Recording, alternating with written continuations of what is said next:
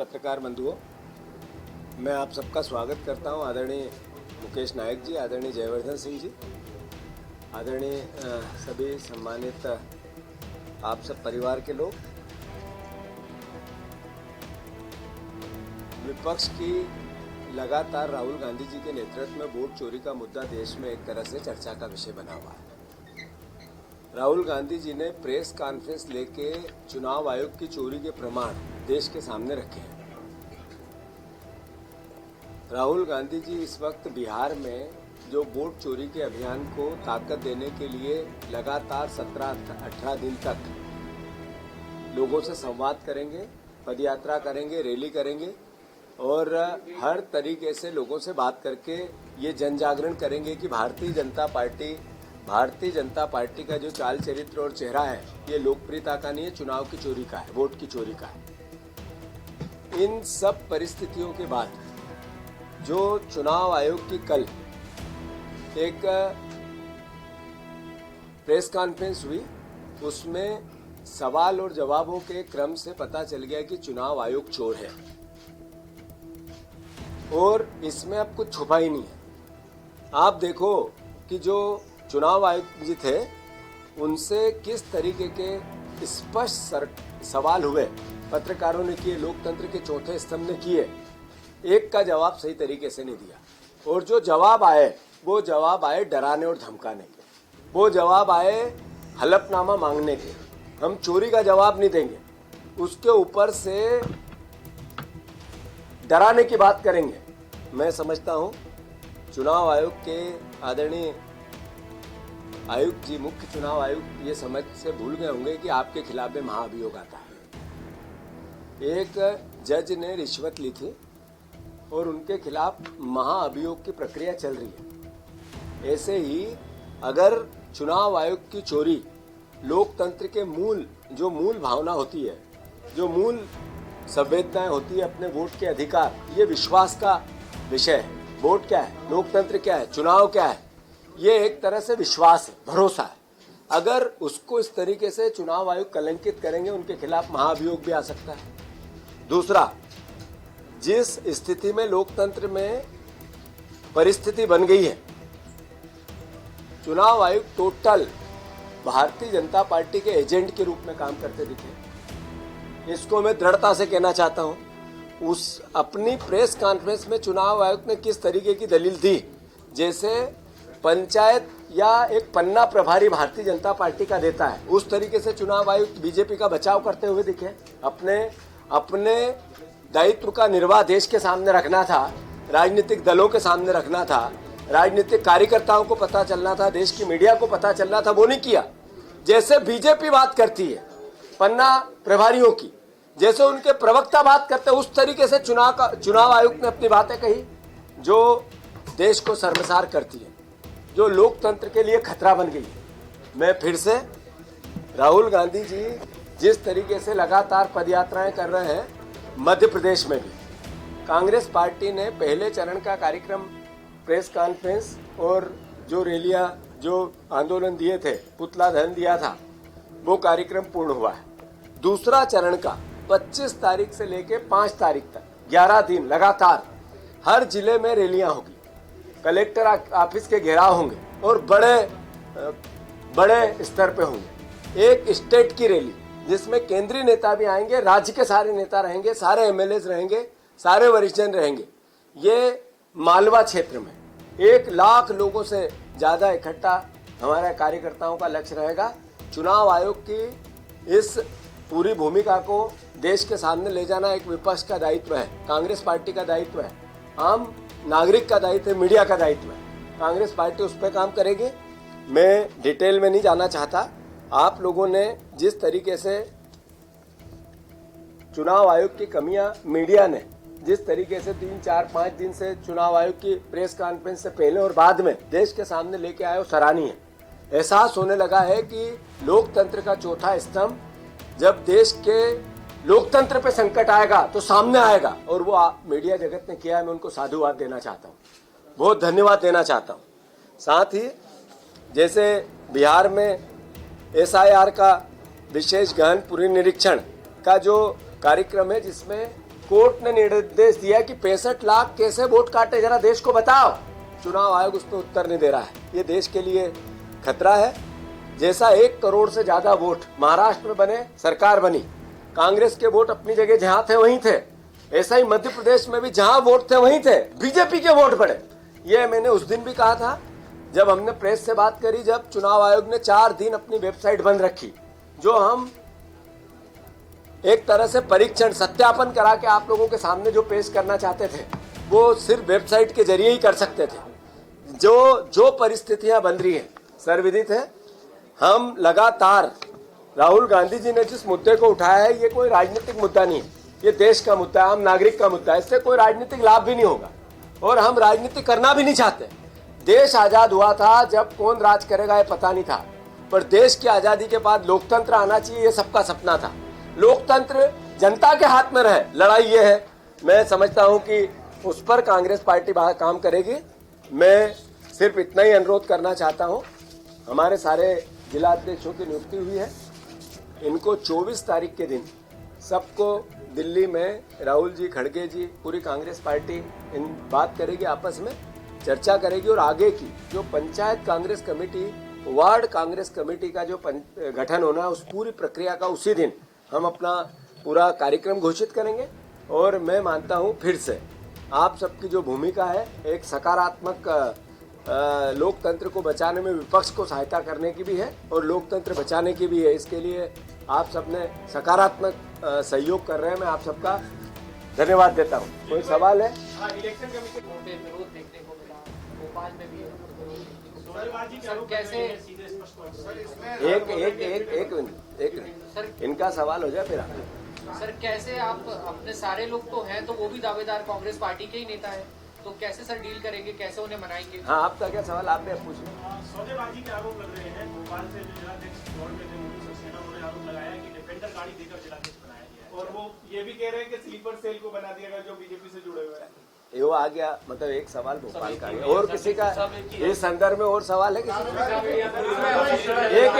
एक ऐसे नहीं, एक मिनट एक आपका हो गया, बैठो, अब उनसे बात कर रहे हैं, बताइए। एक हो गया ना आपका, एक गुना का एक आ गया। और के इस संदर्भ में मैं एक ही बार उत्तर दूंगा, इसलिए पूछ रहा हूँ।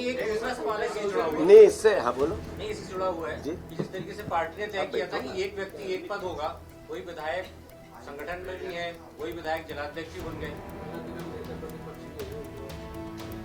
और कोई का सवाल है? रामेश्वर शर्मा जी की, वो कह रहे हैं कि जीतू पटवारी जी ने राजाओं को रंक बनाकर छोड़ दिया। ये कांग्रेस पार्टी के नेता?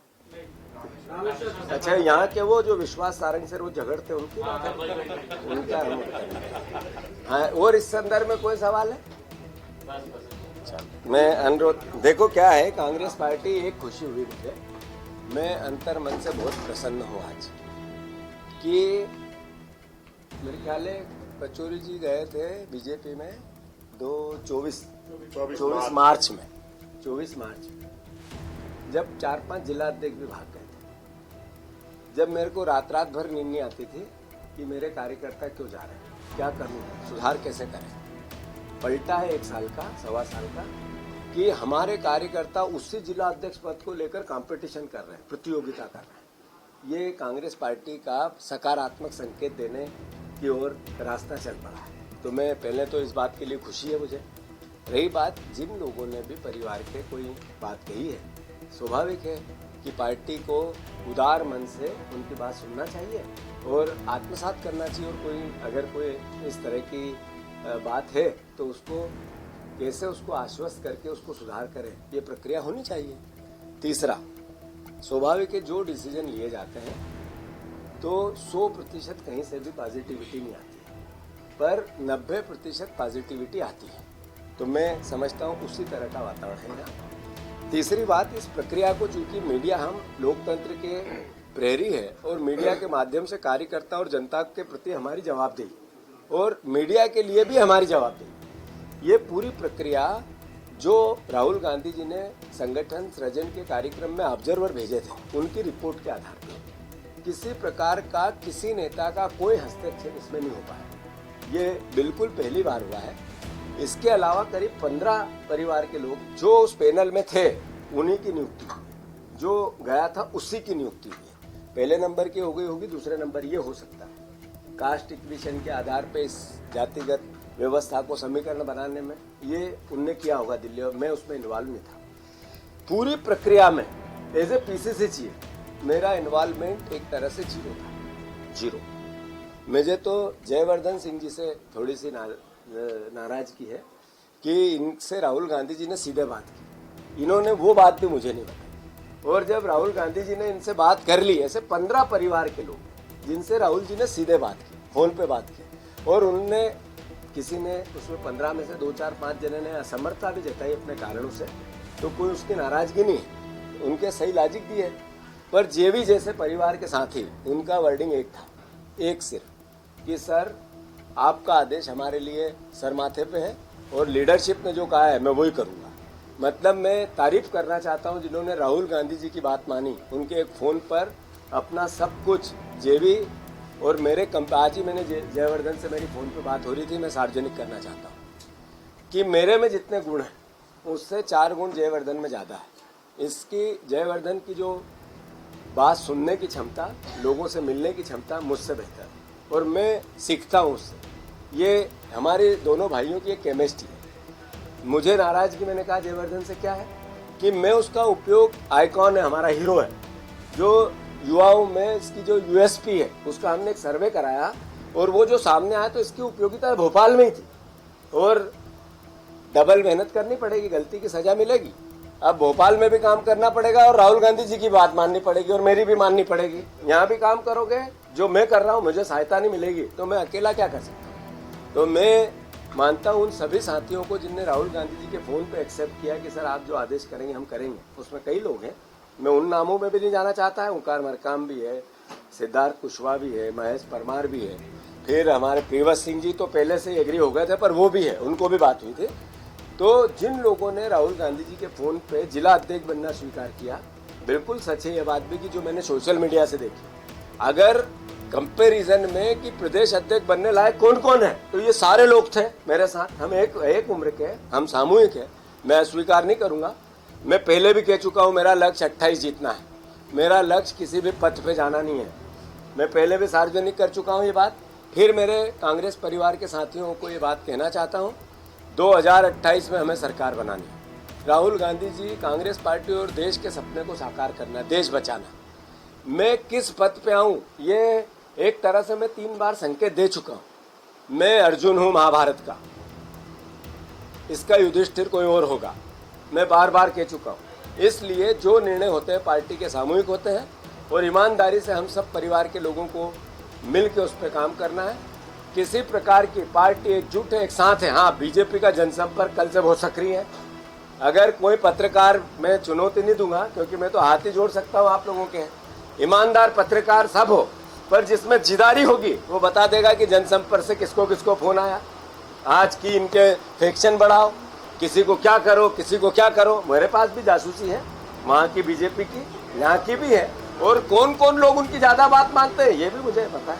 पर कोई बात नहीं, वो उनका काम कर रहे हैं, हम हमारा काम कर रहे हैं, आप आपका काम कर रहे हैं। धन्यवाद। एक लेकिन फिर से इसको समाप्त कर दो।